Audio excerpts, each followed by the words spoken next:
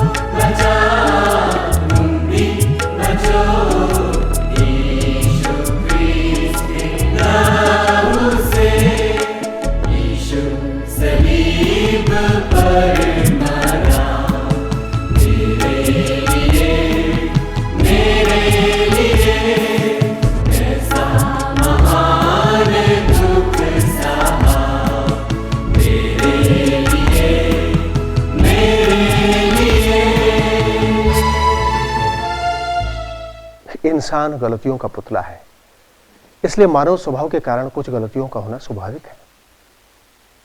लेकिन कुछ गलतियां हम अपनी लापरवाही की वजह से करते हैं।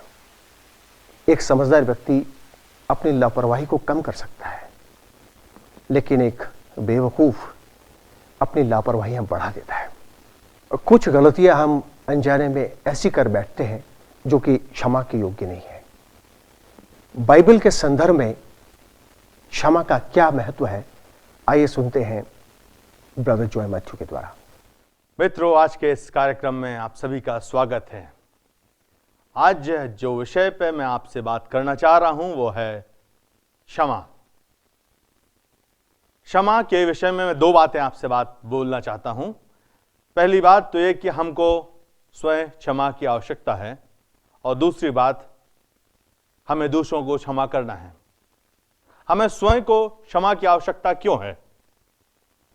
उसका कारण यह है कि चाहे हम सामान्य इंसान हो, चाहे हम महत्वपूर्ण इंसान हो, आखिर हैं तो इंसान ही। हम ईश्वर तो है नहीं, देवता तुल्य नहीं है, और हमसे जाने अनजाने में अनेक बार ऐसी गलतियां हो जाती हैं जिसके लिए बाद में हम पछताते हैं, दुखित होते हैं, हमें शर्मिंदगी महसूस होती है, और उसके बाद हम चाहते हैं कि हम अपने कार्य से दूर चले जाएं, अपने आप को छिपाना चाहते हैं, समाज से दूर करना चाहते हैं। हमें अपनी गलती के लिए बहुत पछतावा होता है।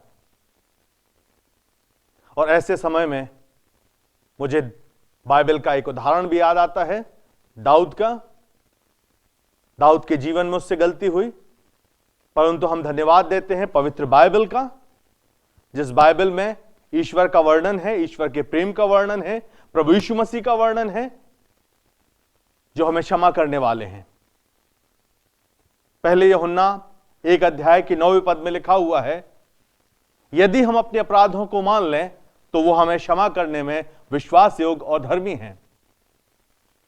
और पुराने नियम में कहीं बताया गया है, चाहे आपके पाप लाही रंग के भी हों तो भी वो हिमकिनाए श्वेत हो जाएंगे। हमारे अपराध क्षमा करने के लिए वो तैयार है, हमें माफ करने के लिए वो तैयार है। हमें अगर हमसे गलती हुई है, हमें अपना मुंह छिपाने की जरूरत नहीं है, भागने की जरूरत नहीं है। हमें आकर के अपने प्रभु के चरणों में उससे माफी मांगना है। वो हमें क्षमा करने के लिए तैयार है। उसने प्रभु यीशु मसीह के बहुत ही अच्छे उदाहरण हमें समझ में आते हैं। एक औरत जिसको व्यभिचार के अपराध में पकड़ा गया, समाज उसको लेके आई प्रभु यीशु मसीह के सामने और कहने लगे इसको मृत्यु दंड दिया जाए, पथराव किया जाए, क्योंकि इसने ऐसा अपराध किया है। इस अपराध के विरोध में बाइबल में लिखा है कि इसको पत्थर मार करके इसका विनाश किया जाए। प्रभु यीशु मसीह ने क्या किया? क्या प्रभु यीशु मसीह ने उस आज्ञा को स्वीकार कर दिया या नकार दिया? न नकारा न स्वीकार किया। प्रभु यीशु मसीह ने भूमि पर बैठ करके लिखने लगे। लिख करके उन्होंने बताया, ये कहा, पहला पत्थर इस स्त्री को वही मारेगा जिसने अब तक कोई अपराध ना किया हो।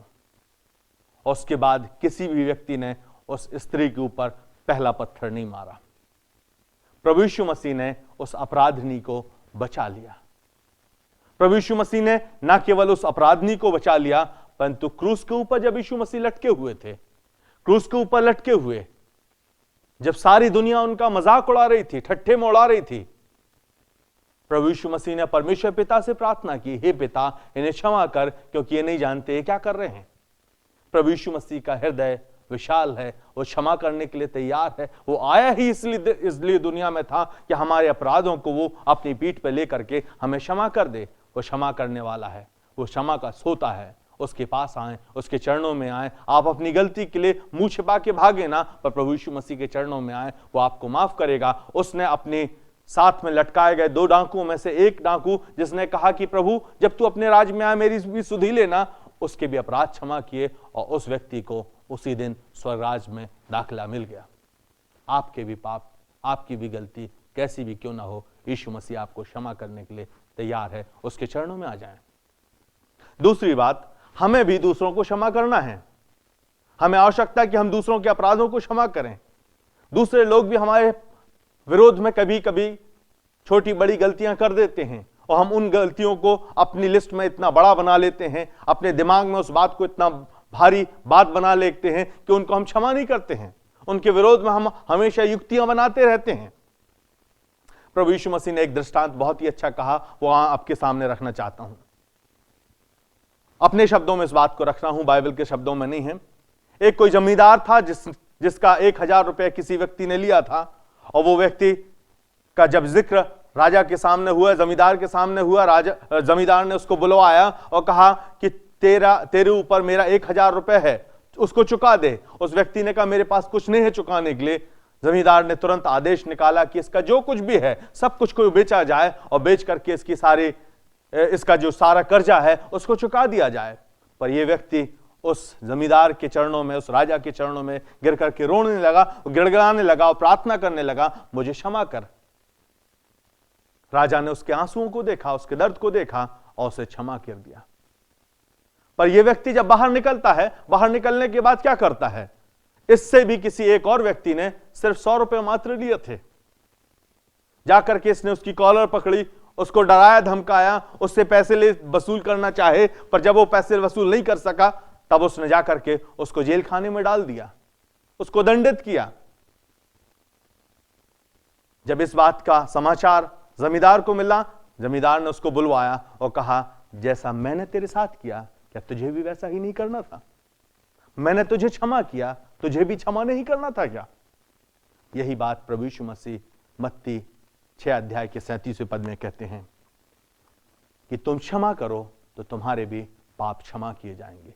आवश्यक है कि यदि हम अपने जीवन में क्षमा चाहते हैं तो हम भी दूसरों को क्षमा करें, दूसरों को हम माफ करें, ताकि हमारे भी अपराध माफ किए जाएंगे। हम प्रभु की प्रार्थना मसीही लोग हमेशा बोलते हैं, हर दिन लगभग हर घर में दोहराई जाती है। उस प्रार्थना के बीच में एक भाग ये भी है, जैसे हमने अपने अपराधियों को क्षमा किया वैसे ही हे पिता हमारे अपराधों को क्षमा कर।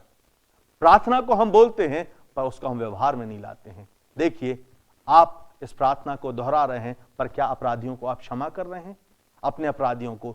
ये प्रार्थना एक ऐसी प्रार्थना जिसमें हम प्रभु से कहते हैं, हे पिता जैसे मैंने अपने अपराधियों को क्षमा किया वैसे ही मेरे अपराधों को तू क्षमा कर। कहीं ऐसा तो नहीं ये प्रार्थना करके हम बार बार ईश्वर को भी झूठ बोल रहे हैं? हम दूसरों को क्षमा करें ताकि हमारे भी अपराध क्षमा किए जाएं, हम भी माफ किए जाएं। ईश्वर की दृष्टि में हम झूठे न ठहरें, ईमानदार ठहरें, क्योंकि बाइबल कहती है तुम क्षमा करोगे तो तुम्हारे भी क्षमा किए जाएंगे। क्षमा का स्वभाव हम बना लें। प्रभु यीशु मसीह के पास प्रभु का एक शिष्य आया और आकर कहने लगा, प्रभु जी मैं अपने भाई को एक दिन में कितनी बार क्षमा कर दूं? क्या 7 बार? ये व्यक्ति अपने आप को सोच रहा था कि मैं बहुत धर्मी हूं और मैं 7 बार बोल रहा हूं, इसका मतलब मैं बहुत बड़ी बात कह रहा हूं। पर प्रभु यीशु मसीह ने कहा 7 नहीं, 7 के गुणे 70 बार क्षमा कर।